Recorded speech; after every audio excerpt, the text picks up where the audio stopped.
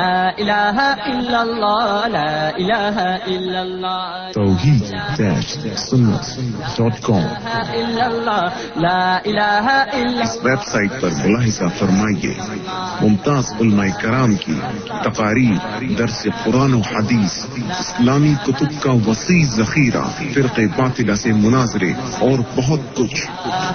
الا اللہ لا الہ الا اللہ لا الہ۔ الحمد لله وحده والصلاة والسلام على من لا نبي بعده وعلى آله وأصحابه الذين أوفوا عهده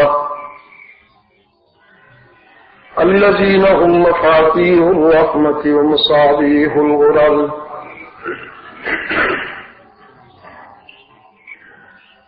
أعوذ بالله من الشيطان الرجيم بسم الله الرحمن الرحيم إن الله لا يغير ما بقوم حتى يغيروا ما بأنفسهم فإذا أراد الله بقوم سوءا فلا مرد له صدق اللہ العظیم۔ محترم بزرگوں، عزیز دوستو،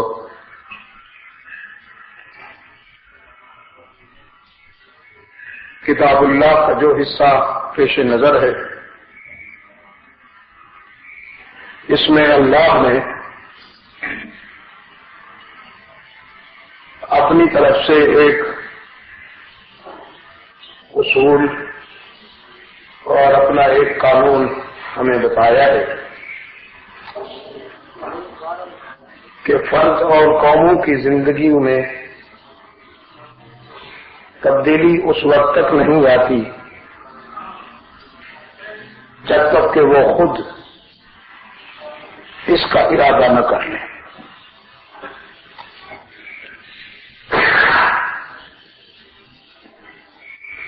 محض خواہشوں اور چاہتوں سے تبدیلی نہیں آتی، اللہ سے مدد مانگنے کے ساتھ ساتھ اپنے عمل سے بھی یہ ظاہر کرنا ضروری ہے کہ ہم تبدیلی چاہتے ہیں۔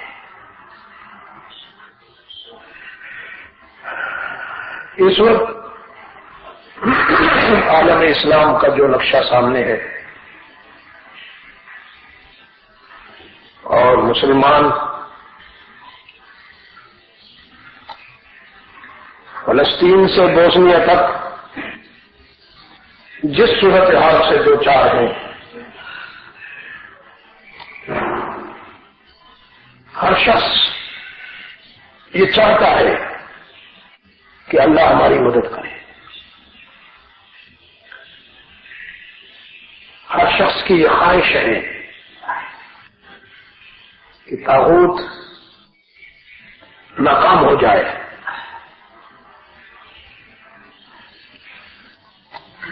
ہم دعائیں بھی کر رہے ہیں تقریباً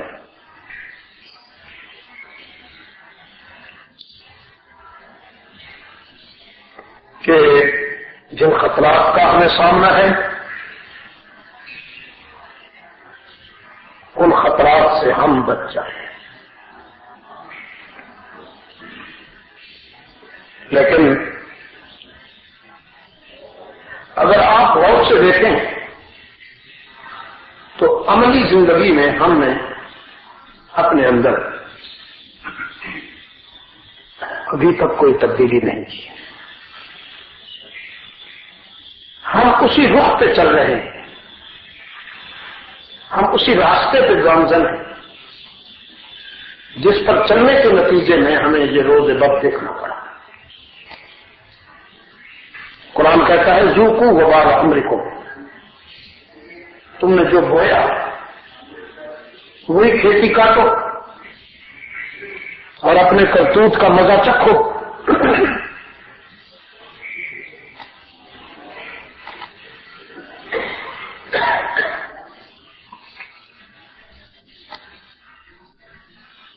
سنت اللہ یہ ہے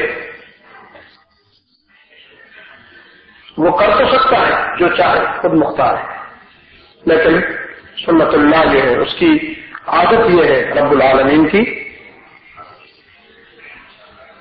کہ وہ اپنے فیصلے مسلط کرنے کے بجائے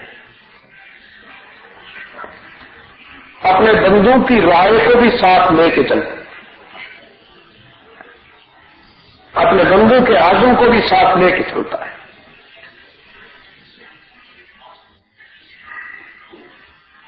لیکن اگر کوئی فرد، کوئی قوم خیر کی تمنا ہی نہ کرے، خیر کے راستے پر چلنا نہ چاہے،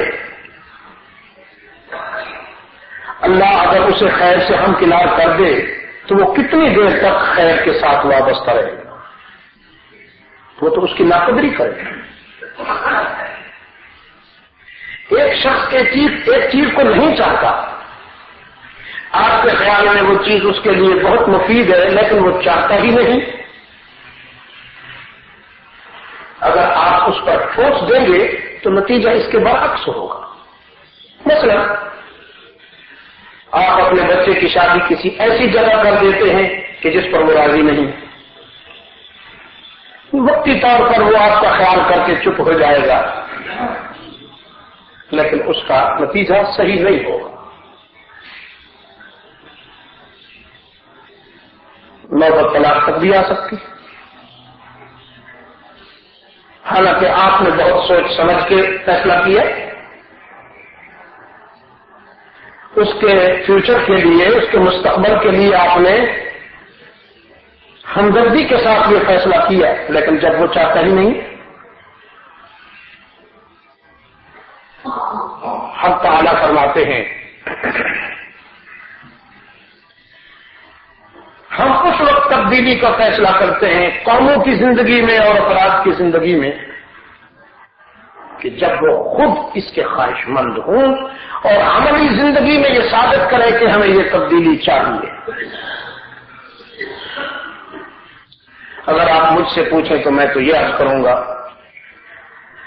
میرے خیال میں دشمن کے ارادے، دشمن کے عزائم اور دشمن جو کچھ ہمارے ساتھ کر رہا ہے یا کرنے والا ہے وہ اتنا زیادہ ہولناک اور پریشان کن نہیں ہے جتنا خود ہمارا اپنا رویہ پریشان کن ہے اور ہولناک ہے۔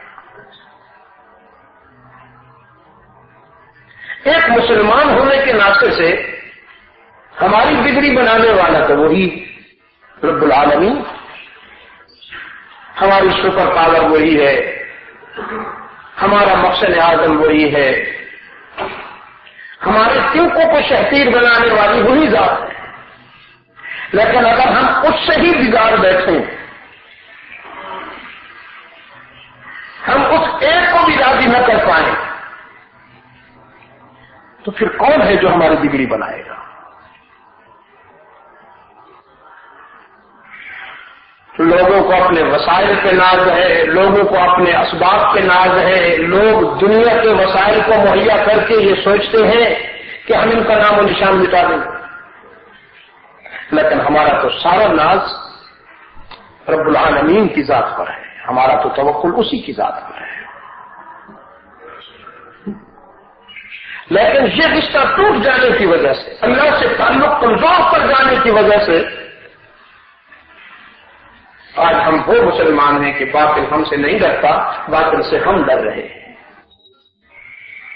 ورنہ ہماری تاریخ یہ تھی کہ ایک مسلمان سے بھی پورا طاغوت ڈرتا تھا، ایک مسلمان سے۔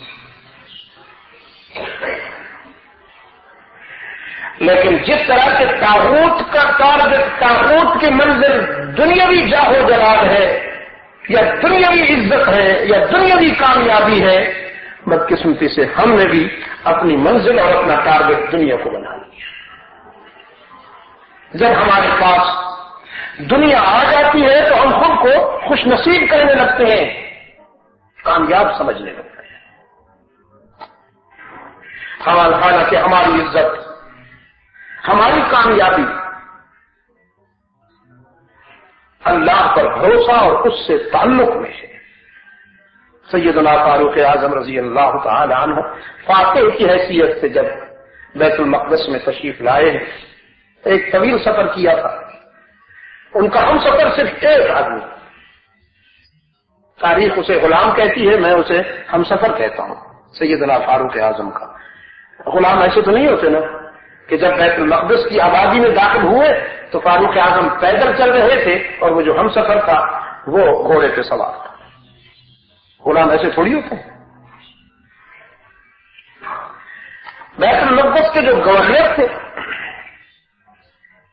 وہ بھی استقبال کے لیے شہر سے باہر آئے ہوئے ہیں، اور بڑی تعداد میں یہود و نصارہ کے پریسٹ بھی اور یہود و نصارہ بھی یہ دیکھنے کے لیے آئے ہوئے ہیں کہ مسلمانوں کے امیر کا جاہ و جلال کیا ہے.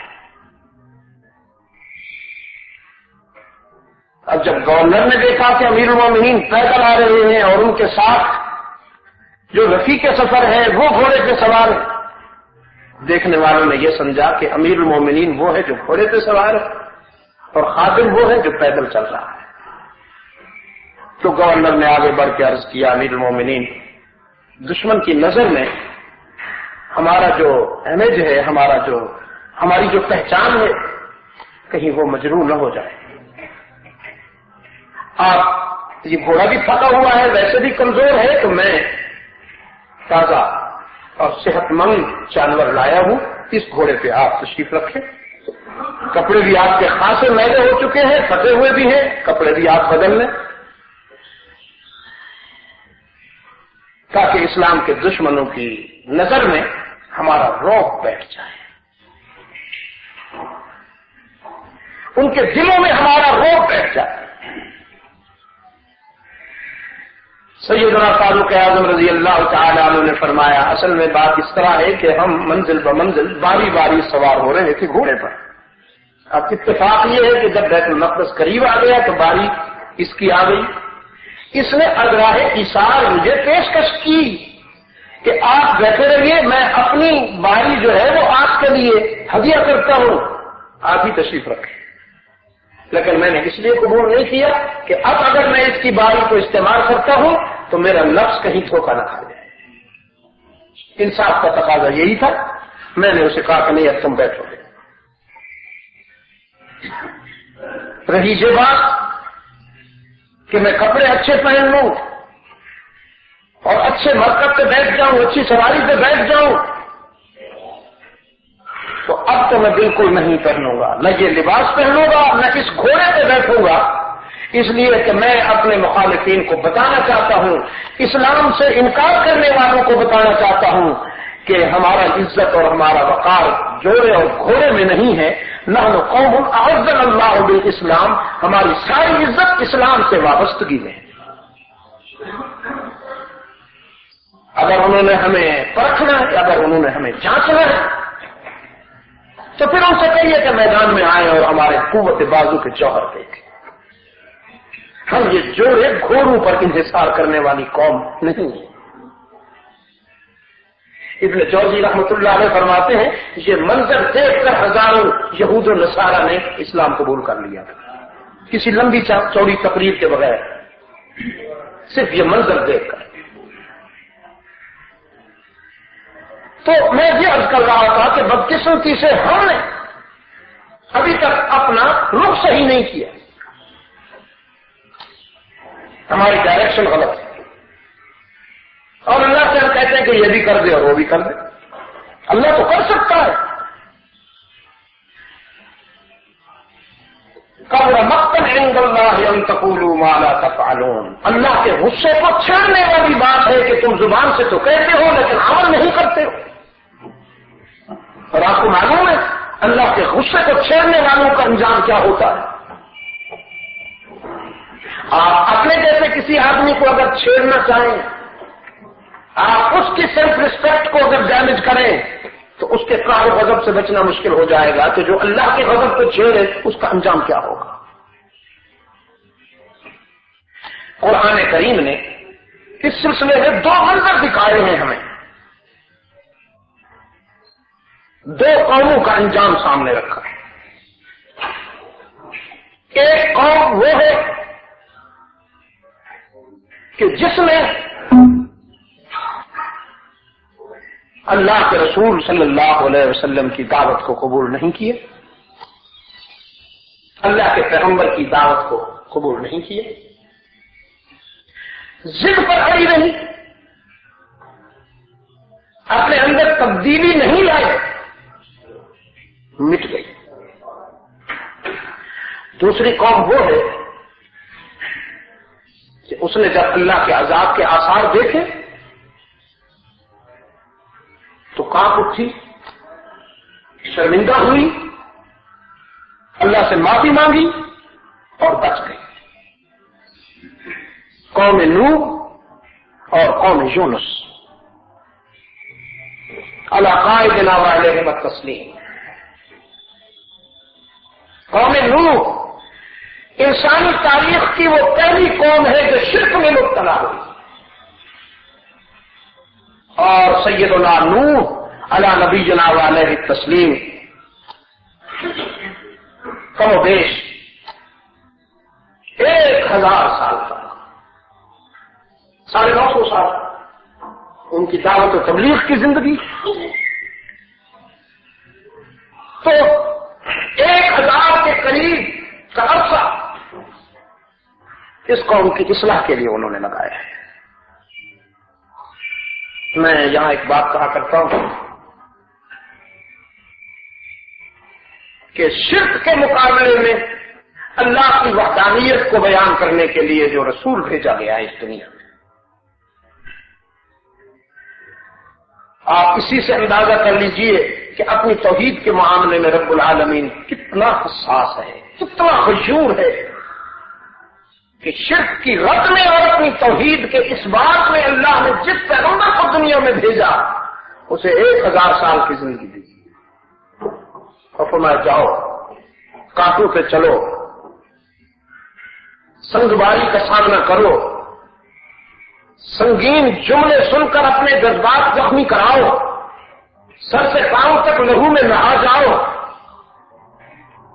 لیکن مانو اور منواؤ کہ معبود میرے سوا کوئی نہیں۔ یہ منوانا ہے کہ الہ میرے سوا کوئی نہیں، صرف ایک ہی الہ ہے اس دنیا میں جس کے آگے سر جھکایا جائے، جس کے آگے دامن پھیلایا جائے، جس کے سامنے آنسو بہائے جائیں، جس سے تنہائی میں مدد مانگی جائے، مسائل اور مشکلات میں جسے پکارا جائے، وہ ذات صرف ایک ہے۔ 950 سال فرمایا وَلَقَدْ أَرْسَلْنَا نُوحًا إِلَىٰ قَوْمِهِ فَقَالَ يَا قَوْمِ إِنِّي لَكُمْ نَذِيرٌ مُّبِينٌ۔ ہم نے نوح کو ان کی قوم کی طرف اپنا نمائندہ بنا کے بھیجا، اور شرک کی دلدل میں الجھی ہوئی قوم کو پکارتے ہوئے حضرت نوح نے فرمایا انی لکم نذیر مبین، جو کچھ تم کر رہے ہو میں اس کے انجام بد سے تمہیں ڈرانے کے لیے آیا ہوں، تمہیں بتانے کے لیے آیا ہوں کہ یہ ہلاکت کا راستہ ہے، تم جس راستے پہ چل رہے ہو یہ بربادی کا راستہ ہے۔ خوبصورت تو بہت ہے، اس میں لذت بھی ہے، بظاہر اس میں آسائش بھی ہے، کمفرٹ بھی ہے، عزت بھی ہے اور لذیذ بھی ہے، لیکن اس کا رزلٹ ہلاکت ہے، بربادی ہے، تباہی ہے۔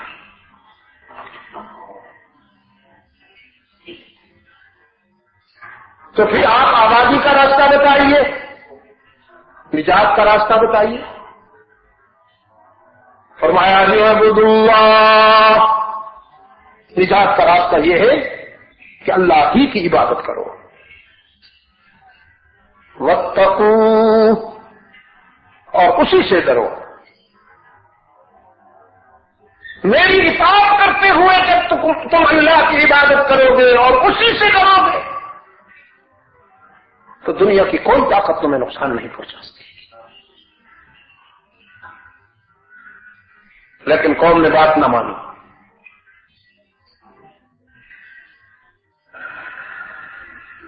عرض کیا جارب تو دیکھ رہا ہے کہ میں نے تیرا پیغام ان تک پہنچانے میں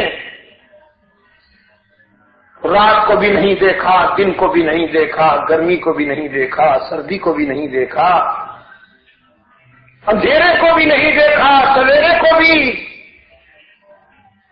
میں تو ہر وقت ان کے ہاں گیا ہوں اور پورے اخلاص کے ساتھ میں نے انہیں پکارا. تو جانتا ہے رب انی دعوت قومی لیلا ونہارا فلم یزدہم دعائی الا فرارا. میرے رب،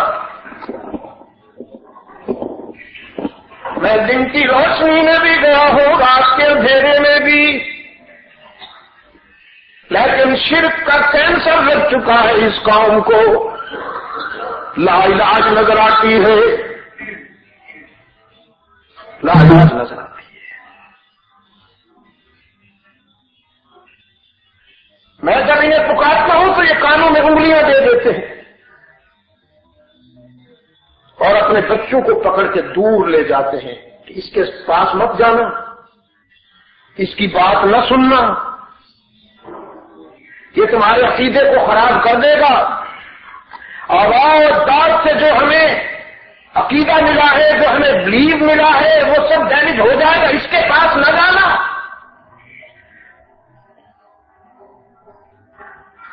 فرمایا لا تذر علی الارض من الکافرین دیارا. اب میری تجویز یہ ہے، رب العالمین میری رائے یہ ہے کہ انسانیت کے وجود کا یہ کینسر زدہ حصہ ہے، اس کا آپریشن ہو جانا چاہیے. ہر معالج یہی کرتا ہے. وجود کا جو حصہ ناقابل علاج ہو اسے کاٹ دیتا ہے تاکہ باقی وجود بچ جائے.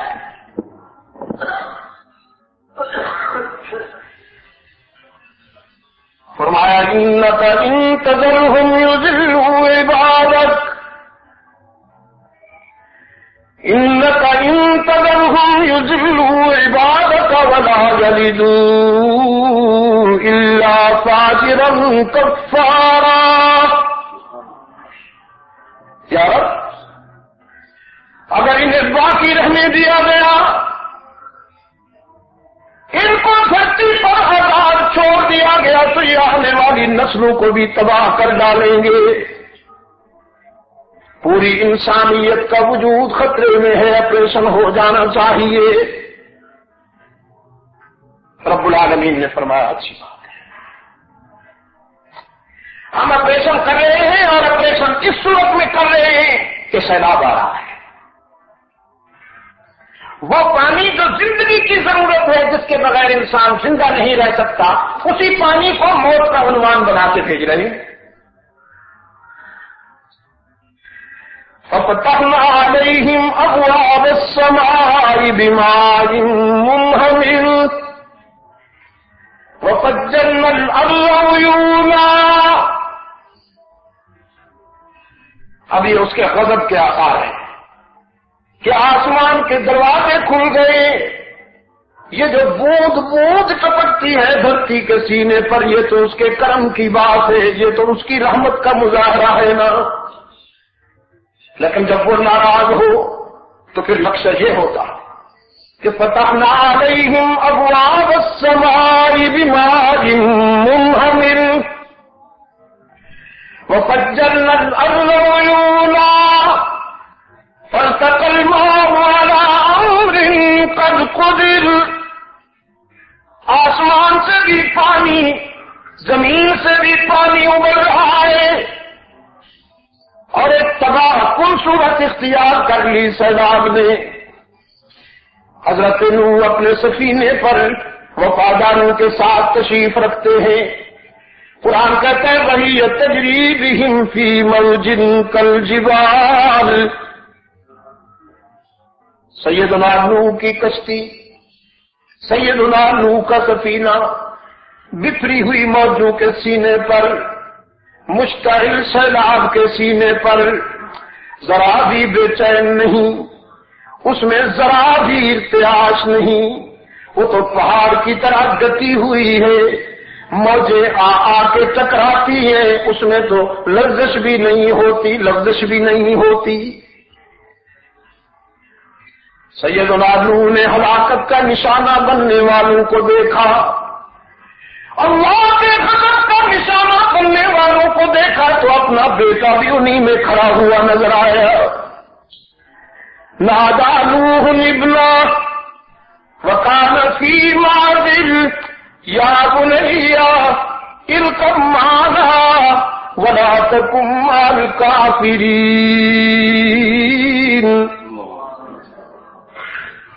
سیدنا نوح نے اپنے بیٹے کو دعوت نجات دی، بظاہر یا بنیا ہے، بظاہر یا بنیا ہے، لیکن اس یا بنیا میں پوری قوم ہے، کیونکہ اس کے پیچھے کہا گیا یا قوم استغفروا ربکم۔ یہ تسلسل چلا آ رہا ہے، اتفاق سے نہیں کہہ دیا بیٹے کو وہاں کھڑا دیکھا، تسلسل چلا آ رہا ہے پیغمبر کی دعوت کا، کون سے بھی فرمایا تھا یا قوم استغفروا ربکم، اے قوم تم نے اپنے سچے دوست کو ناراض کر دیا، جس سے زیادہ مہربان کوئی نہیں، جس سے زیادہ احسان کرنے والا کوئی نہیں، میں تمہیں کہتا ہوں کہ اس سے صلح کر لو، اللہ سے کمپرومائز کر لو، اس کو راضی کر لو۔ قوم نے کہا ہم کیسے راضی کریں، ہمارے کرتوت ہی ایسے ہیں، ہم کس منہ سے اللہ کو راضی کریں؟ فرمایا انہ کان غفارا، وہ ایسا دوست ہے کہ جب تم شرمندہ ہو کر اس کے دروازے پہ جاؤ گے تو وہ تانا بھی نہیں دے گا، معاف کر دے گا۔ یہ تسلسل چلا رہا ہے، اسی تسلسل کے حوالے سے آپ بیٹے کو بھی پکارتے، فرمایا یا بنی ارکب معنا، بیٹا اللہ کا دعویٰ پہنچا، ایسے حالات میں بچنے کے لیے صرف ایک راستہ ہے، اور وہ یہ کہ میرے سفینے پہ آ جا، ان کا ساتھ چھوڑ دے۔ لیکن بیٹے نے کہا ساوی لا جبل یعصمنی من الماء، ڈراؤ تو اسے جو بے در ہوں، جن کے پاس ہو کچھ نہیں، ہمیں کیوں ڈراتے ہو؟ مولوی صاحب ہم تو صاحب اقتدار بھی ہیں، صاحب اختیار بھی ہیں، ہم تو وی آئی پی لوگ ہیں نا، وی آئی پی بلکہ بلندیوں والے لوگ ہیں، پہاڑ پہ چڑھ جائیں گے تو وہاں کیا بگاڑے گا ہمارا یہ پانی؟ یہ تو پستیوں میں بہتا ہے، یہ تو نشیر میں بہتا ہے۔ لیکن روشن ضمیر باپ نے فرمایا لا عاصم اليوم من امر اللہ، آج جو پانی آیا ہے وہ آیا نہیں، بھیجا گیا ہے، یہ پستی سے پہلے بلندی پہ پہنچے گا۔ قرآن کہتا ہے باپ کا اصرار اور بیٹے کا انکار جاری، وحال بینہما الموج فکان من المغرقین، ایک موج بکھری ہوئی موج آئی، اس نے نوح کے بیٹے کو اپنی آغوش میں لے کے ہوتا رہا کہ یہ آپ کی زبان نہیں سمجھتا، میں اسے سمجھاتی ہوں۔ غوطہ کھا کے ابھرا تو چلایا آپ کو بچائیے۔ قرآن کہتا ہے جب بیٹے کو ڈوبتا دیکھا تو باپ ہونے کے ناطے سے حضرت نوح نے اللہ کے حضور دامن پھیلایا۔ کہ میں آپ کو بتا چکا ہوں کم و بیش 900 سال تک پتھر کھا چکا ہے اس کی رضا کے لیے۔ آپ تو میں تو 2 رکعتیں نفل پڑھنے کے بعد جو ہاتھ اٹھاتا ہوں تو کہتا ہوں ماننا پڑے گا، میں نے نماز پڑھی ہے جی، اور وہ نماز بھی میں نے بریڈ بورڈ میں کہا ضرورتیں نہ ہوتی تو شاید ہم یہ بھی نہ پڑھتے، ہمیں تو ضرورتوں میں بندہ بنا دیا، حاجات میں بندہ بنا دیا. اگر ضرورت نہ ہو ہمیں، سراپا آرزو ہونے میں بندہ کر دیا مجھ کو، وگرنہ ہم خدا سے گردیلے بے مدعا ہوتا. ہاں، جب کوئی ضرورت پڑ جائے پھر ہماری عاجزی دیکھا کیجیے. جب کوئی آفت آ جائے گھر میں، پھر جھکے ہوئے سر سے ٹوپی رکھی ہوئی سر میں، ہاتھ میں تصویر لیے ہوئے، شرافت کا پتلا بن کے نکلتے ہیں مسجد میں، ادھر ادھر دیکھتے بھی نہیں، کسی سے بات بھی نہیں کرتے. ایک آدمی نے خزانہ دفن کیا تھا، جگہ بھول گئے. امام اعظم ابو حنیفہ رحمۃ اللہ علیہ کی خدمت میں آیا، کہنے لگا حضرت کوئی وظیفہ بتائیے، میں نے خزانہ دفن کیا تھا، جگہ بھول گیا ہوں. کچھ لوگوں کا خیال یہ ہوتا ہے کہ ہر کام وظیفے سے ہو جاتا ہے. اب حضرت سے وظیفہ فرمایا، سوچا کیا کروں. پوچھا نماز پڑھتے ہو؟ کہ نہیں، گناہگار آدمی ہوں، بس آپ دعا فرمائیں اللہ توفیق دے دے. تو امام صاحب نے سوچا بھائی یہی موقع اچھا ہے، اس کو میں نماز سے قریب کر دوں، اللہ سے دعا کرتا ہوں، جب نماز پڑھے گا خزانہ یاد آ جائے گا تو شکرانے میں پھر آئندہ انشاءاللہ نماز کو نہیں چھوڑے گا. فرمایا جاؤ میاں 100 رکعت نفل پڑھ لو اور پھر سو جاؤ، انشاءاللہ یاد آ جائے گا. کہ صرف 100 فرض نہیں پڑتا، نفل پڑھنے کے صرف 100. حضرت نے فرمایا ہاں بس 100 پڑھ لو. اچھا تو 1000 بھی کہتے تو میں پڑھنے کے لیے تیار تھا. گھر گیا، بڑے اہتمام کے ساتھ پانی میں عطر ڈالا، اس کو معطر کیا، بڑے خاص قسم کا جوڑا پہنا، لباس پہنا، مصلح اٹھایا، تسبیح ہاتھ میں لی اور سراپا تواضع بن کر مسجد میں آئے. اب اس کے پیر و مرشد نے سوچا، مسٹر ابلیس نے، کہ میرا مرید تو دوسرے رخ پہ جا رہا ہے، اگر اس نے نماز پڑھ لی اور خزانہ یاد آ گیا تو یہ تو گیا میرے ہاتھ سے. اب یہ آیا کیوں ہی نماز کی نیت باندھنے کے لیے ہاتھ اٹھا رہا تھا کہ خزانہ یاد آ گیا. ہاں چھوڑا اور بھاگا، جا کے خزانہ نکالا. دیر ہو گئی تھی، سوچا آپ سے امام صاحب سوچ رہے ہوں گے تو صبح انشاءاللہ ان کی خدمت میں کچھ نذرانہ پیش کروں گا. جواہرات پلیٹ میں رکھ کے حضرت کی خدمت میں گیا، کہنے لگا حضرت قبول فرمائیے. امام صاحب نے پوچھا وہ یاد آ گیا؟ فرمایا یہ بالکل یاد آ گیا. امام صاحب نے فرمایا پھر نوافل پڑھنے کے بعد جب سوئے تھے تو خواب میں یاد آیا؟ کہ جی کہاں، وہ تو نوبت ہی کہاں آئی، ابھی تو میں نیت باندھ رہا تھا کہ یاد آ گیا. تو حضرت نے فرمایا پھر نوافل پوری کی تھی کہ نہیں؟ کسی نہیں، پر جب خزانہ یاد آ گیا تو پھر میں کیا چکرے مارتا رہتا، پھر تو میں نے جا کے خزانہ نکالا. حضرت نے فرمایا تو اب یہ جو تم میرے لیے گفٹ لائے ہو یا ہدیہ لائے ہو، یہ میرے بجائے اپنے پیر مرشد مسٹر ابلیس کی بارگاہ میں پیش کرو کہ اس نے تم سے یاد دلائے. اب یقین فرمائیے ہمارا یہی حال ہے، جب ہمیں ضرورت ہوتی ہے، جب ہم حاجات میں گھر جاتے ہیں تو پھر متواضع بھی بن جاتے ہیں، عبادت گزار بھی بن جاتے ہیں، اور اگر جیب بھر جائے، ہماری ضرورتیں پوری ہو جائے تو پھر دیکھا کیجیے ہم کیسے ہو. تو میرے عزیز دوستو، جب مصیبت میں گھرا تو پکارا. سیدنا نوح نے اپنے رب کے حضور دامن پھیلایا. 950 سال تبلیغ کرنے والا اور دعوت دینے والا پیغمبر، جس نے کانٹوں کی چبھن برداشت کی ہے، جس نے پتھر کھائے ہیں، جس سے سوشل بائیکاٹ کیا گیا، جس سے معاشرے نے وہ ستم وہ ظلم کیا کہ آج ہم اس کا اثر اشیر بھی برداشت نہ کر سکیں، اس پیغمبر نے جب اللہ کے حضور ہاتھ اٹھائے، فرمایا نادى نوح ربه قال رب إن ابني من أهله وإن وعدك الحق وأنت أحكم الحاكمين. اے میرے رب، تیرا وعدہ تھا کہ میری جان کو بچائے گا، میرا بیٹا ہلاک ہونے لگا. قال يا نوح إنه ليس من أهلك. رب العالمین نے فرمایا نوح، یہ تیرا بیٹا تو ہے لیکن تیرا وارث نہیں، تیری اہل نہیں. انه عمل غیر صالح. اور یہ اس لیے کہ نبیوں کی نسل، ولیوں کی نسل خون اور نطفے کی بنیاد پر نہیں چلتی، عقیدے اور کردار کی بنیاد پر چلتی ہے. اس نے تیرا عقیدہ نہیں اپنایا، تیرا کردار نہیں اپنایا، ہم نے اس کا نام تیری برادری کی لسٹ سے نکال رکھا ہے، تو یا رب میں کیا کروں؟ باپ جو ہوا، میری تو پدری دنیا میں ہلچل مچی ہوئی ہے۔ رب العالمین نے فرمایا پیغمبر لا تسألنی ما لیس لک بہ علم، یہ وہ بات ہے کہ اب ہم تمہیں بتا رہے ہیں، ہم سب کو معاف کر دیتے ہیں، مشرک کو معاف نہیں کیا کرتے، چاہے وہ نبی کا بیٹا ہو یا نبی کا باپ۔ اگر تیری فطری محبت کی بات ہے تو میری بھی غیرت کی بات ہے۔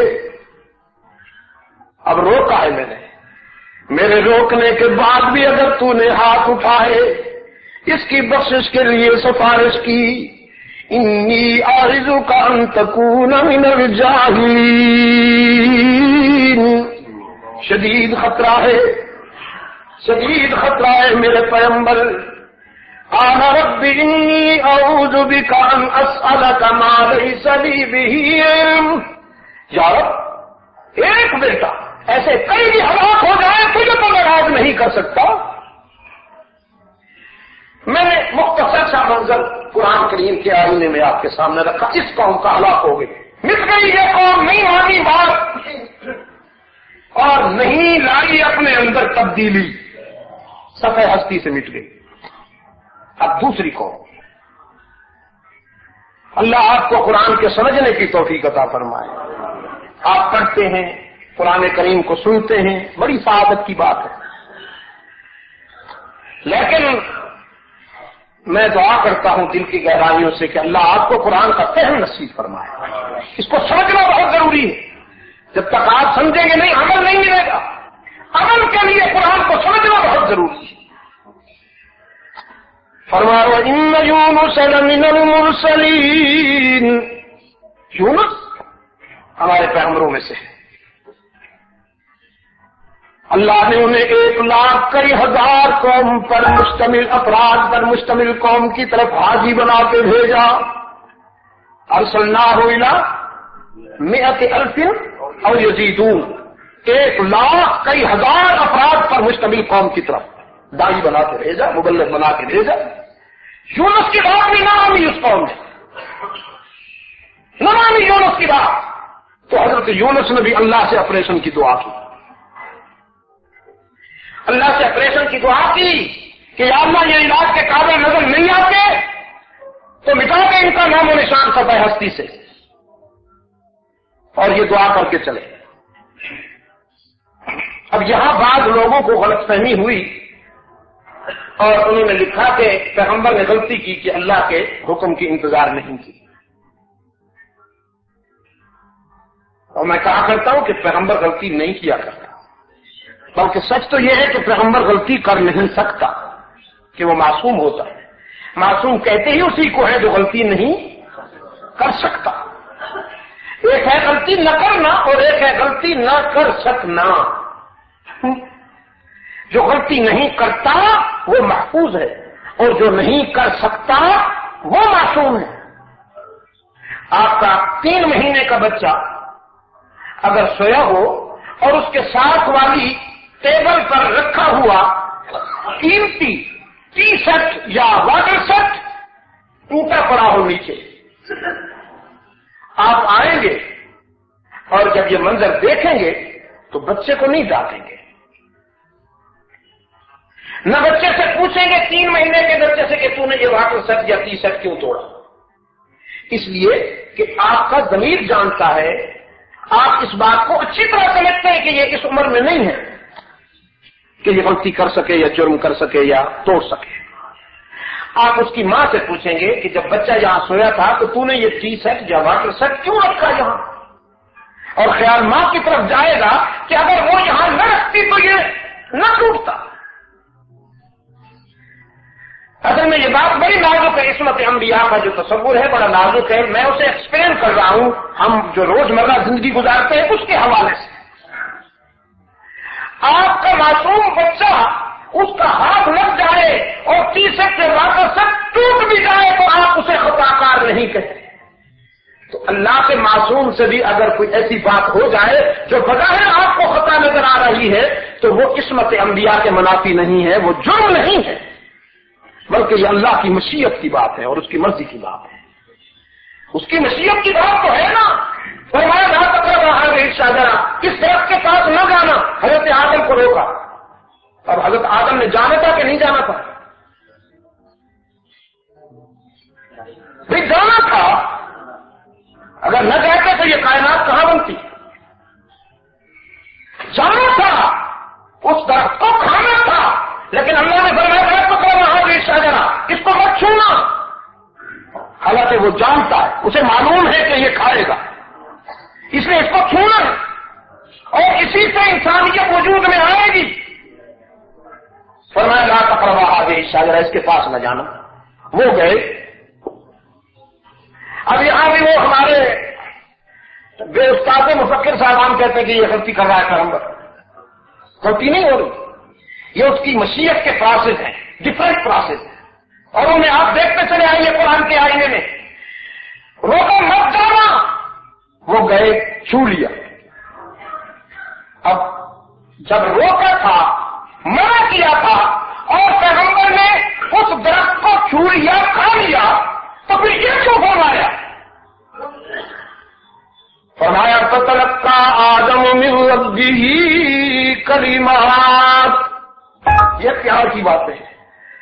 فتلقى آدم من ربه کلمات، اب اللہ نے آدم کے دل میں وہ کلمے اتارے، وہ جملے اتارے کہ اب تم یہ ادا کرو تو ہم راضی ہو جائیں۔ وہ کون سا جملہ ہے؟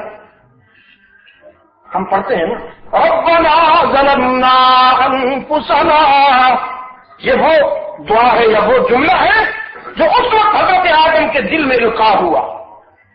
ربنا ظلمنا انفسنا وان لم تغفر لنا وترحمنا لنكونن من الخاسرین۔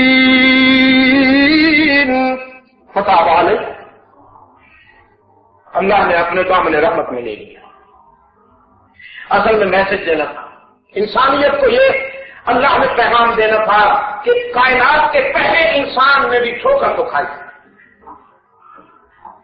ان کی زندگی سے یہ کہانی اس لیے وابستہ کر دی کہ تمہاری پہچان ہی یہی ہے، تمہارے باپ نے بھی ٹھوکر کھائی تھی، تمہاری پہچان ہی یہ ہے کہ تم ٹھوکر کھاؤ گے میرے روکنے کے باوجود، لیکن میری شان یہ ہے کہ جب تم شرمندہ ہو کے آؤ گے تو میں معافی دے دوں گا، میرا یہ میسج دینا تھا اللہ نے، جو حضرت آدم کی زندگی کے حوالے سے ہم تک پہنچا۔ پیغمبر غلطی نہیں کیا کرتے، کر سکتے نہیں۔ یہ جو بچہ نے معصوم کہا اسے سوسائٹی نے معصوم کہا ہے، اور پیغمبروں کو خالق کے کائنات نے معصوم کہا ہے، تو ان کی عصمت کہیں اعلیٰ افضل ہے ہمارے قائم کردہ معیار سے، جو معیار ہم نے قائم کر رکھا ہے۔ تو اللہ کی وصیت یہی تھی کہ حضرت یونس چل پڑے۔ اب چل پڑے تو کسی ندی کو عبور کرنے کے لیے، دریا کو عبور کرنے کے لیے ایک کشتی میں سوار ہوئے۔ وہ جو کشتی کے ملا تھے، بوٹ مین تھے، وہ بڑے روشن زمین، وہ بڑے روشن زمین ہوتا ہے نا۔ وہ سیدنا خضر اور موسیٰ علیہ السلام بھی جس کشتی میں بیٹھے تھے، وہ ملاح بھی بڑے روشن زمین کشتی میں سوار ہوئے، تو بیچ مجھار میں جا کر کشتی ہچکولے کھانے لگی، ہچکولے کھانے لگی۔ ملاحوں نے غور سے دیکھا، سواریوں پیسنجر جو تھے نا، ان کے چہروں کی طرف دیکھ کر کہنے لگے دیکھو بھائی، آپ لوگوں میں سے کوئی ایسا شخص ہے جو اپنے آقا کی اجازت کے بغیر سفر کر رہا ہو، بتائے بغیر چلا آیا ہو، یہ جو ہماری کشتی ہے اسی وقت ہچکولے کھانے لگتی ہے جب اس میں کوئی ایسا آدمی سوار ہو کہ جو آقا کی مرضی کے بغیر سفر کر رہا ہو۔ یہاں ایک میسج اور بھی قرآن نے دے دیا کہ ایک فرد اگر اللہ کی اجازت کے بغیر چل پڑے تو کشتی ہچکولے کھانے لگتی ہے، خطرے میں پڑ جاتی ہے۔ جب ساری قوم اللہ کی نافرمانی پر تل جائے تو پھر اس کی کشتی کا کیا بنے گا؟ یہ فیصلہ آپ کا ضمیر کرے گا، یہ آپ کے ضمیر پہ چھوڑتا ہوں۔ پوچھو بھی آپ میں سے کوئی ہے تو جو آقا کی مرضی کے بغیر چل آیا ہو؟ تو حضرت یونس کھڑے ہو، فرمانے لگے ہاں وہ میں ہوں۔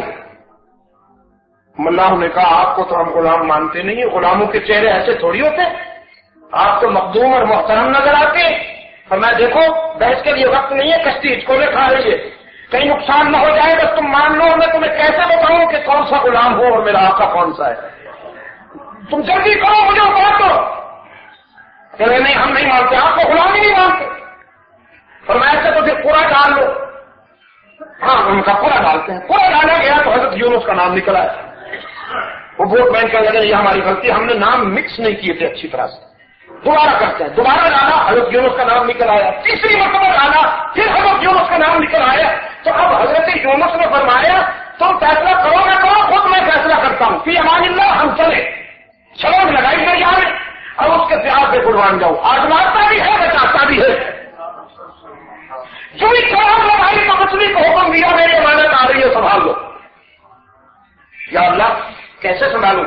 پشت پہ بٹھاؤں، کنارے پہ لے جاؤں؟ فرمایا پشت پہ نہیں، پیٹ میں، اپنے پیٹ کو ڈرائنگ روم بنا لو، لعنت پہ ڈرائنگ روم، اپنے پیٹ کو تسبیح خانہ بنا لو، میرا پیغمبر وہاں آئے گا، سکون سے رہے گا اور مجھ سے باتیں کرے گا، میری حمد اور تسبیح بیان کرے گا، تسبیح خانہ بنا۔ مچھلی کے پیٹ میں سیدنا یونس مست کھڑے، فرمایا نادا فی الظلمات اللہ الہ الا انت سبحانک، یہ ہے مانگنے کا صحیح طریقہ، قرآن سے سیکھیے۔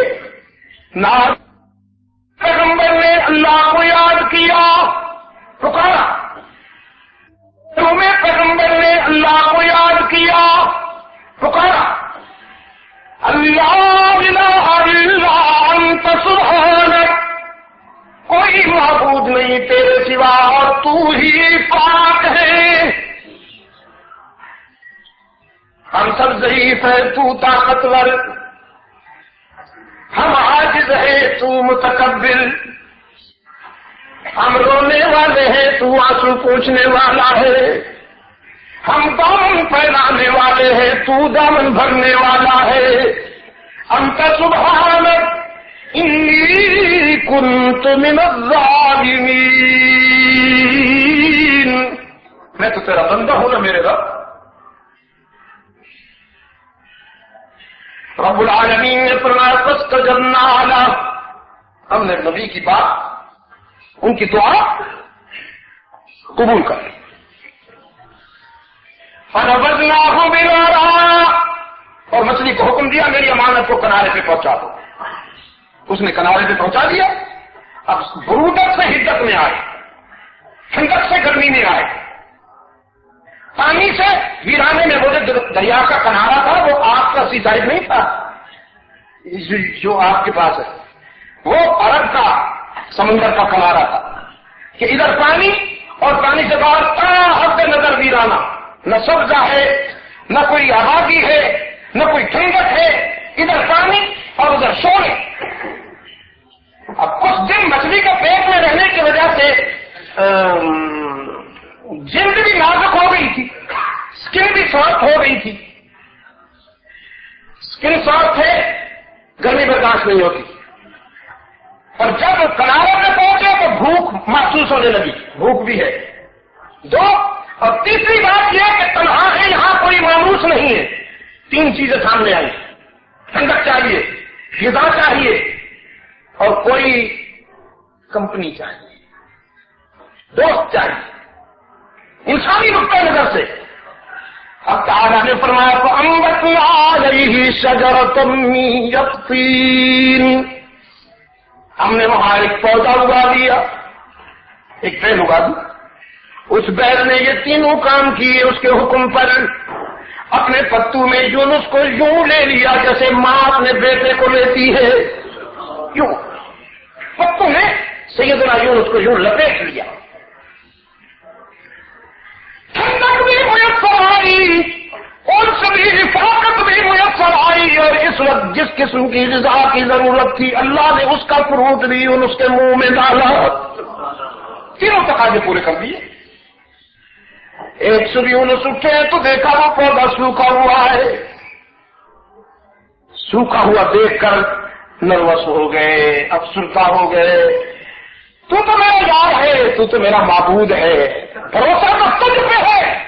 लेकिन इंसानी नुक्ता नजर से ये पौधा भी जरा उल्स हो गया था, इससे भी सूख गया।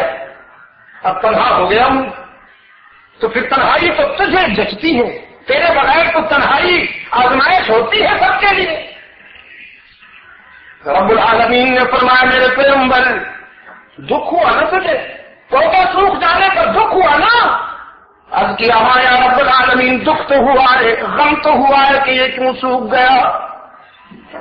अल्लाह ने फरमाया यूनुस, एक पौधे के सूख जाने पर मगमूम हुए हो, एक पौधे के सूख जाने पर दुखी हुए हो, और उधर 1,00,000 इंसानों की हलाकत की दुआ करके आए थे। अगर मैं उन्हें हलाक कर देता तो क्या मेरी रहमत को दुख न होता? क्या मेरी रहमत को दुख न होता अगर मैं 1,00,000 इंसानों को हलाक कर देता? अर्ज किया या अल्लाह, तो क्या तूने हलाक नहीं किया उन्हें? मैं तो दुआ करके चला आया था। फरमाया नहीं, हमने सिर्फ ये नहीं कि हलाक नहीं किया, हमने उन्हें बचा भी लिया, संभाल भी लिया और तेरी दोस्ती के काबिल बना दिया। अब जाओ, इंशाअल्लाह वो तेरी इताअत करेंगे और तेरी दोस्ती के मेयार पे पूरे हो जाएंगे। अब क्या हुआ है मेरे अजीज दोस्तों कि उस कौम ने देखा अल्लाह के अज़ाब के असर सामने हैं और पैगंबर नाराज होकर चला गया है। इस ज़हाबा मुहाजिबन, पैगंबर नाराज होकर चला गया है। अल्लाह के अज़ाब के आसार हर तरफ हमें नजर आ रहे हैं। तो पूरी कौम आबादी से निकलकर वीराने में आ गई, सहारा में आ गई, मैदान में आ गई। अपने छोटे छोटे बच्चों को आगे किया, बीमारों को आगे किया, ज़ईफ़ों और कमजोरों को आगे किया, मवेशियों को, जानवरों को आगे किया। और मैदान में आकर पूरी कौम जाओ कतार होने लगी।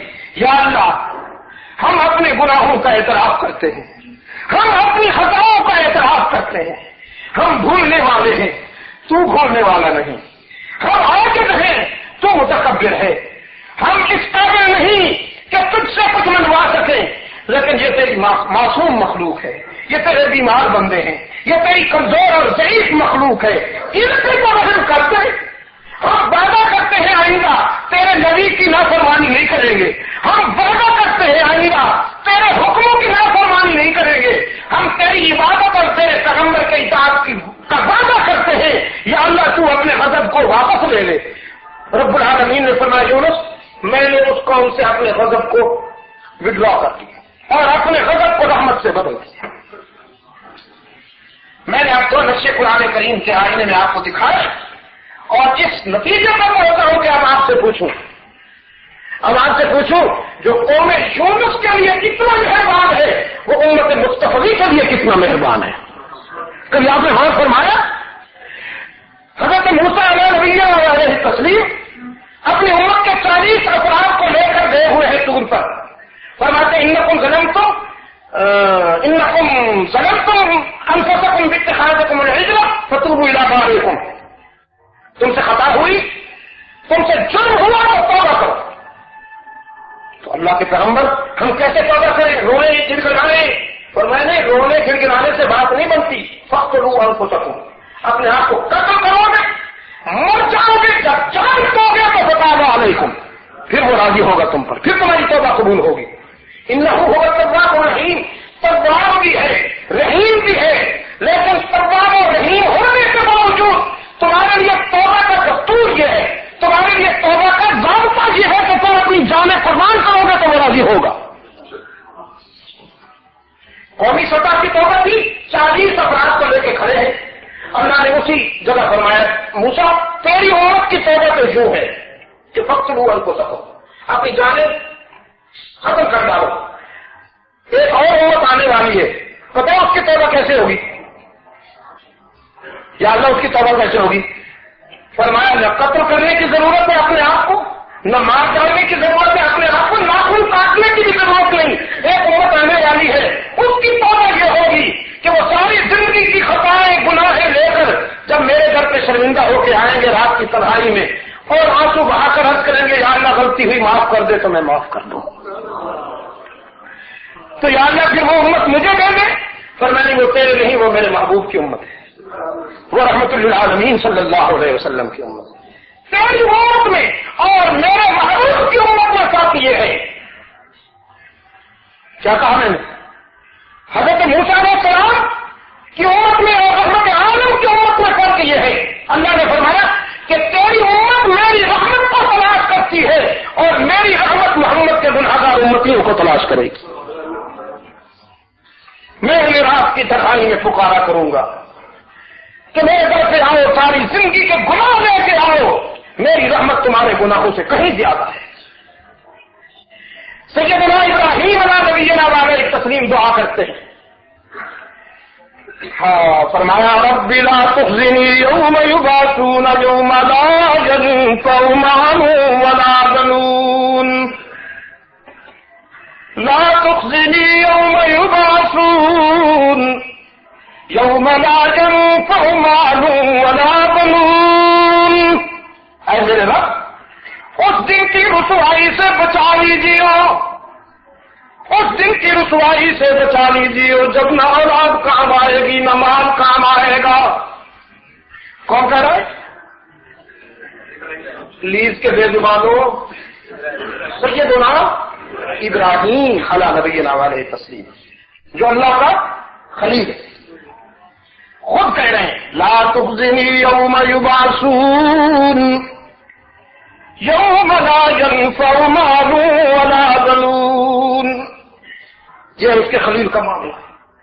اور اب اس کے حبیب کی بات سنیے. فرمایا یوم لا یخزی اللہ النبی. یہ جملہ کس کا ہے؟ لا تخزنی خلیل اللہ کا. اور یہ جو میں بات کہہ رہا ہوں یہ اللہ کی بات ہے. فرمایا یوم لا یخزی اللہ النبی. خلیل تو خود کرتا ہے رب العالمین. حشر کے دن کی رسوائی سے بچا لیجیے. اور یہاں اللہ خود اعلان کر رہے ہیں میرا محبوب مانگے یا نہ مانگے، اس کے لبوں پہ یہ جملہ آئے یا نہ آئے، میں خود اعلان کرتا ہوں کہ اس دن میں اپنے محبوب کو نقصان سے بچاؤں گا. مجھے ترجمہ کرنے دیجیے، پکڑ نہ لیجیے گا. ہاں یوم لا یخزی اللہ النبی. اس روز قیامت کے دن جب نہ مال کام آئے گا، نہ دولت کام آئے گی، نہ اقتدار کام آئے گا. دنیا کے سارے علائق، دنیا کے سارے رشتے ختم. اس دن رب العالمین نے فرمایا میں اپنے نبی کو دل آزاری سے محفوظ رکھوں گا. آپ تو دور کی بات ہے نا، رسوائی تو دور کی بات ہے. اس دن میں اپنے نبی کو دل آزاری سے محفوظ رکھوں گا. صرف نبی کی کیا بات ہے؟ والذین آمنوا معہ. میں اس کے حلقہ رشد و ہدایت میں بیٹھنے والے صحابہ کو بھی اہل بیت کی بھی دل آزاری نہیں ہونے دوں گا. والذین آمنوا معہ. میں اپنے نبی کو بھی سربلند لاؤں گا، اس کے صحابہ کو بھی سربلند لاؤں گا اور اس کی اہل بیت کو بھی سربلند لاؤں گا. حشر کے میدان میں وہ کیسے آئیں گے؟ فرمایا نورہم یسعی بین ایدیہم وبایمانہم. یہ نور جو ہے نور یہ ان کے قدموں میں ہوگا، ان کے چلوں میں ہوگا، ان کے آگے ہوگا، ان کے پیچھے ہوگا، ان کے بائیں ہوگا، ان کے بائیں ہوگا. نور کے حراگیر ہر میں آئے گا. میرا محبوب بھی، اس کے اہل بیت بھی اور اس کے صحابہ بھی. تو یہ فرق ہے دوستو، یہ فرق ہے امت مسلم میں اور امت مستقبی میں کہ وہ اپنی جان قربان کرے تو وہ راضی ہوتا ہے. اور آپ کا معاملہ یہ ہے کہ آپ تنہائی میں بس اس سے درخواست کریں تو وہ تانا دیے بغیر راضی ہو جاتا ہے.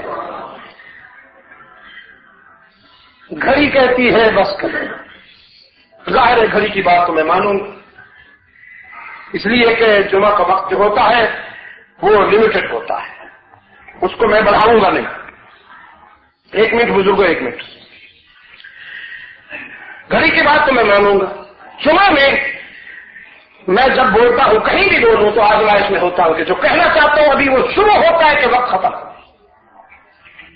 خلاصہ یہ نکلا، کچھ دوست بعد میں آئے اور بات شروع تھی اس لیے اب وہ کنفیوز ہو جائیں گے کہ سٹارٹ کیا تھا، اس کی بگننگ کیا تھا.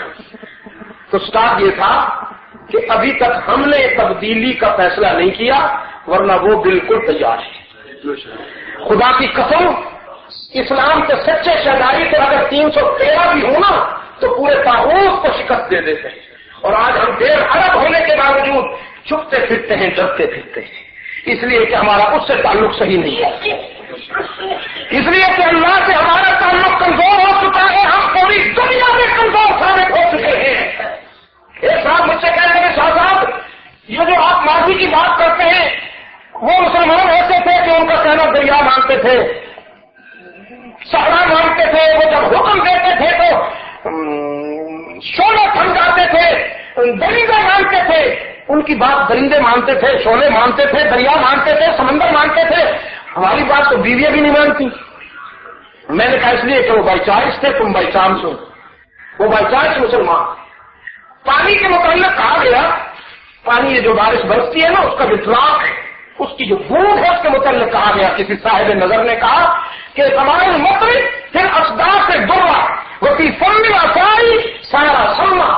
پانی کا وہی ڈراپ جو سینپ کے منہ میں جائے تو موتی بن جاتا ہے، سانپ کے منہ میں جائے تو زہر بن جاتا ہے. قرآن ہمارے اندر موجود ہے. اب آپ خود سوچئے کہ وہ موتی بن رہا ہے یا زہر بن رہا ہے. ہماری اصلاح کیوں نہیں ہو رہی؟ ہم قرآن والے کیوں نہیں بنے ابھی تک؟ ہم تاروت کو کیوں کرتے ہیں؟ تاروت ہم کو کیوں نہیں کرتا؟ یہ کوشچن ہے، یہ سوال ہے. اس کا جواب انشاءاللہ آپ کو آپ کا ضمیر دے دے گا. مجھے بتایا یہ گیا ہے کہ آپ حضرات نے ارادہ کر لیا یہاں پر اللہ کے گھر کی تعمیر کا. یہ صحیح چلا ہے الحمدللہ، اور اس کے لیے کچھ تیاری بھی ہو گئی. بات یہ ہے کہ یو کے میں مسجدوں کا بننا، اسلامک سینٹر کا بننا اس لیے ضروری ہے کہ ہماری نسلوں کی بقا اور حفاظت کا اس کے علاوہ مجھے کوئی راستہ نظر نہیں آتا. آپ ماشاء اللہ بڑے بہادر ہیں، میں آپ کو بہادر مانتا ہوں. بابا کسی بحث کی ضرورت ہی نہیں.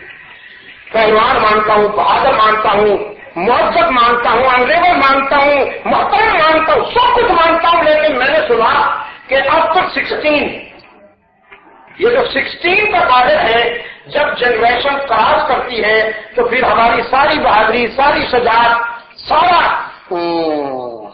سب کچھ ایک طرف کھڑا ہو جاتا ہے اور وہ ٹاٹا بائے بائے کہتے ہوئے چلے جاتے ہیں. میں نے سنا بڑے بڑے گھرانے منہ کے بل گرے، بڑے بڑے لوگ منہ دکھانے کے نہیں رہے. میرا خیال یہ کہ ہماری جو کمنگ جنریشن ہے ان کو قرآن کے سوا کوئی نہیں بچا سکتا. اگر ہم اپنی جنریشن کو قرآن سے قریب کر دیں گے تو انشاءاللہ قرآن ان کے فکر میں تبدیلی لے آئے. قرآن ان کے جذبے میں، ان کے احساسات میں تبدیلی لائے گا تو انشاءاللہ ایسے حادثات کی نوبت نہیں آئے گی. جہاں ایسے گھرانے میرے سامنے ہے، میرا پچھلے 15-20 سال کا ایکسپیرینس ہے. میں یہاں آتا ہوں، مجھے معلوم ہے کہاں کہاں کیا کیا ہوا ہے. وہاں میرے سامنے ایسی مثالیں بھی ہیں کہ اس ملک میں رہنے والے بڑے گھرانوں کو اللہ نے عزت اور حیا اور اتنی عزت دی ہے کہ انڈیا پاکستان میں بھی شاید اتنی نہ ملے کسی کو. رب کعبہ کی قسم، یہاں بھی ایسی بیٹیاں ہیں، یہاں بھی ایسے بیٹے ہیں کہ جن کی عزت و ناموس اور کردار اور اخلاق محفوظ ہے اللہ کے فضل و کرم سے. لیکن ہے اسی لیے کہ وہاں قرآن کی حکمرانی ہے، ان گھرانوں پر قرآن کی حکومت. یہ ضروری ہے کہ اسلامک سینٹرز اور مساجد بنے، لیکن خدا کرے کہ مسجدیں ہمیں چلائیں، ہم مسجدوں کو نہ چلائیں. یہ آج کل جو مسجدوں کا رول ہے وہ اس لیے مجروح ہو گیا کہ پہلے مسجدیں ہمیں چلاتی تھیں، اب ہم مسجدوں کو چلاتے ہیں، اور ہمارا نفس کہتا ہے کہ یہ تو ہماری وجہ سے مسجد آباد ہے۔ اگر ہم ہاتھ پھینک لیں تو پھر دیکھتے کیسے چلتی ہے؟ یہ نفس کا دھوکہ ہے۔ ہم اگر آباد ہیں تو اسی وجہ سے کہ ہم اللہ کے گھر کو آباد کر رہے ہیں۔ اللہ ہمارے گھر کو بھی آباد کرے گا، دنیا میں بھی اور آخرت میں۔ الحمد لله وحده والصلاة والسلام على من لا نبي بعده وعلى آله وأصحابه الذين أوفوا عهدا الذين هم مفاتيح الرحمة ومصابيح الغرر. أما بعد فيا أيها الناس وحدوا الله فإن التوحيد رأس الطاعات واتقوا الله فإن التقوى بلاط الحسنات وعليكم بالسنة فإن السنة تهدي إلى الإطاعة ومن أطاع الله ورسوله فقد رشد واهتدى وإياكم والبدعة فإن البدعة تهدي إلى المعصية ومن يعص الله ورسوله فقد ضل وغوى وعليكم بالصدق فإن الصدق ينجي والكذب يهلك وعليكم بالإحسان فإن الله يحب المحسنين ولا تقنطوا من رحمة الله فإنه أرحم الراحمين ولا تحبوا الدنيا فتكونوا من الخاسرين ألا وإن نفسا لن تموت حتى تستكمل رزقها فاتقوا الله وأجملوا في الطلب وتوكلوا عليه فإن الله يحب المتوكلين. أعوذ بالله من الشيطان الرجيم. بسم الله الرحمن الرحيم. فقال ربكم ادعوني أستجب لكم إن الذين يستكبرون عن عبادتي سيدخلون جهنم داخرين. بارك الله لي ولكم في القرآن العظيم ونفعني وإياكم بالآيات والذكر الحكيم إنه تعالى جواد كريم ملك بر رؤوف رحيم.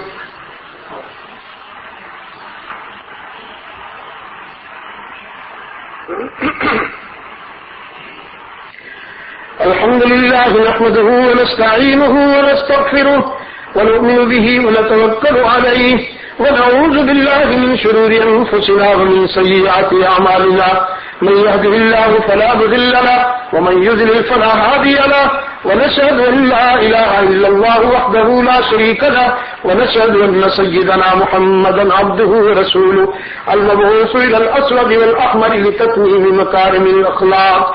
اللهم صل على محمد وعلى آل محمد بعدد من صلى وصام وصل كذلك على جميع الأنبياء والمرسلين وعلى الملائكة المقربين وعلى عباد الله الصالحين خصوصا على سيد المتقين والأبرار صاحب النبي في الغار والمدار أفضل الصحابة بالتحقيق خليفة النبي بلا فصل سيدنا أبي بكر الصديق رضي الله تعالى عنه وعلى الناطق بالصواب والعادل بالكتاب أمير المؤمنين سيدنا عمر بن الخطاب رضي الله تعالى عنه وعلى كامل الحياء والإيمان الشهيد المظلوم حين قراءة القرآن أمير المؤمنين سيدنا عثمان بن عفان رضي الله تعالى عنه وعلى صاحب السيف والقضاء ناشر العلم والهدى أمير المؤمنين سيدنا علي بن أبي طالب رضي الله تعالى عنه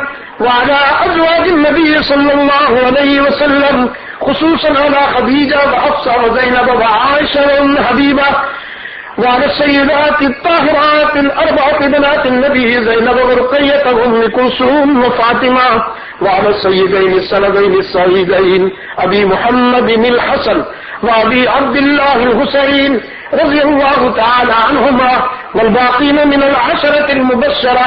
قال النبي صلى الله عليه وسلم الله في أصحابي لا تتخذون من بعدي غرضا من أحبهم فبحبي أحبهم ومن أبغضهم فببغضه أبغضهم. وقال صلى الله عليه وسلم خير القرون قرني ثم الذين يلونهم ثم الذين يلونهم. اللهم أيد الإسلام والمسلمين اللهم انصر الإسلام والمسلمين واخذل الكفرة والمشركين اللهم العن الكفرة والمنافقين اللهم انصر عساكر المسلمين واجعلنا منهم.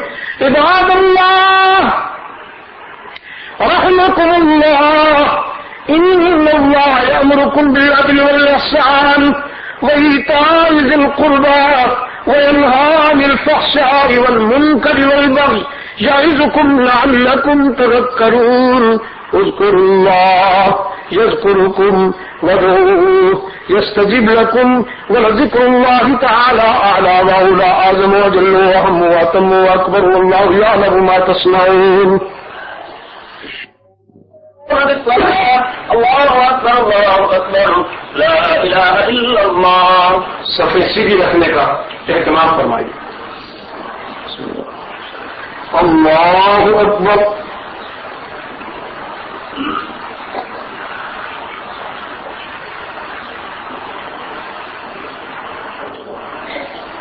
الحمد لله رب العالمين الرحمن الرحيم مالك يوم الدين إياك نعبد وإياك نستعين اهدنا الصراط المستقيم صراط الذين أنعمت عليهم غير المغضوب عليهم ولا الضالين.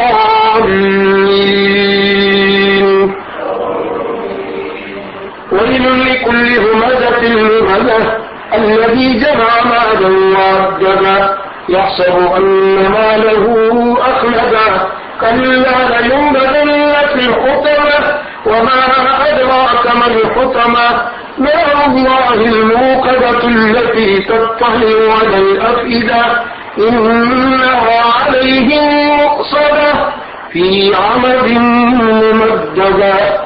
الله أكبر.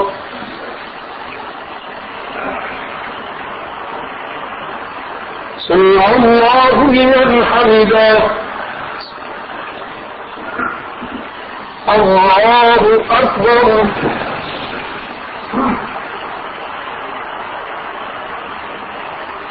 الله أكبر.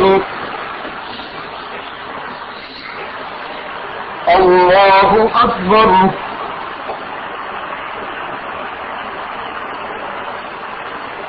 الله أكبر. الحمد لله رب العالمين الرحمن الرحيم مالك يوم الدين إياك نعبد وإياك نستعين اهدنا الصراط المستقيم صراط الذين أنعمت عليهم غير المغضوب عليهم ولا الضالين.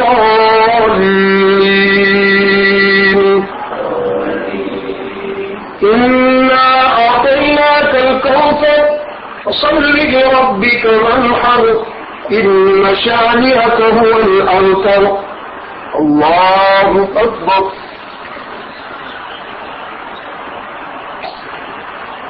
سمع الله لمن حمده.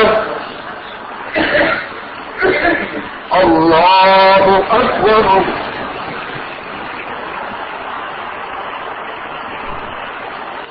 الله أكبر.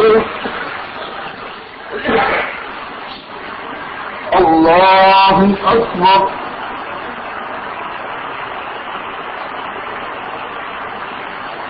الله أكبر.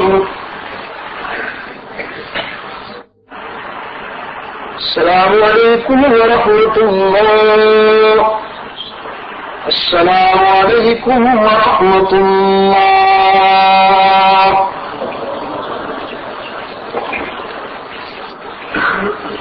بسم الله الرحمن الرحيم. اللهم صل على سيدنا محمد النبي الأمي وعلى آله وأصحابه وبارك وسلم. ربنا آتنا في الدنيا حسنة وفي الآخرة حسنة وقنا عذاب النار. ربنا ظلمنا أنفسنا وإن لم تغفر لنا وترحمنا لنكونن من الخاسرين. اللهم ثبتنا على صراط المستقيم وفقنا لما تحب وترضى وألف بين قلوبنا كما ألفت بين عبادك الصالحين. اے اللہ عالم اسلام کی مدد فرما. مسلمان جہاں کہیں مظلوم و مجبور ہیں ان کی دستگیری فرما. اے اللہ فلسطین کے مسلمانوں کی مدد فرما. کشمیر کے مسلمانوں کی مدد فرما، بوسنیا کے مسلمانوں کی مدد فرما۔ اے اللہ پوری دنیا میں جہاں کہیں مسلمان مجبور ہیں، پریشان ہیں، ان کی دستگیری فرما۔ طاغوت کے مقابلے میں امت مسلمہ کو ہر مقام پر، ہر محاذ پر سربلندی اور سرخوئی اور کامیابی عطا فرما۔ اے اللہ ہمیں اور ہماری نسلوں کو ہر فتنے سے محفوظ و معمون فرما، بیماروں کو اپنے فضل و کرم سے شفا عاجلہ عطا فرما، گمراہوں کو ہدایت نصیب فرما، پریشان حالوں کی مشکلات کو آسان فرما۔ جس نے دعاؤں کے لیے کہا ہے اللہ ان سب کی دعائیں قبول فرما اور ان کی مشکلات کو آسان فرما۔ اس مرکز کو اے اللہ اپنے فضل و کرم سے فائر تکمیل تک پہنچا اور ہماری توقعات سے کہیں زیادہ اپنے فضل و کرم سے اس مرکز کو آباد اور شاد فرما، ہر جلی اور خفی فتنے سے محفوظ و معمون فرما۔ اے اللہ اس مرکز سے وابستہ تمام مسلمانوں کو اتحاد اور اتفاق کی دولت سے ہمکنار فرما، اس مرکز سے ہماری آئندہ نسلوں کی تعمیر کا راستہ پیدا فرما۔ صلی اللہ تعالی علی خیر خلقہ محمد وعلی آلہ واصحابہ وبارک وسلم۔ اس تو ہے کوئی نہیں، آپ دنیا کی نظر میں تنہا ہیں، لیکن آپ کچھ لوگ لاوارث ہوتے ہیں، کچھ باوارث ہوتے ہیں نا، گونگے لاوارث جو ہیں۔ لا الہ الا اللہ، لا الہ الا اللہ، توحید-سنت.com الا اللہ، لا الہ الا اس ویب سائٹ پر ملاحظہ فرمائیے ممتاز علماء کرام کی تقاریر، درس قرآن و حدیث، اسلامی کتب کا وسیع ذخیرہ، فرقے باطلہ سے مناظرے اور بہت کچھ۔ الا اللہ، لا الہ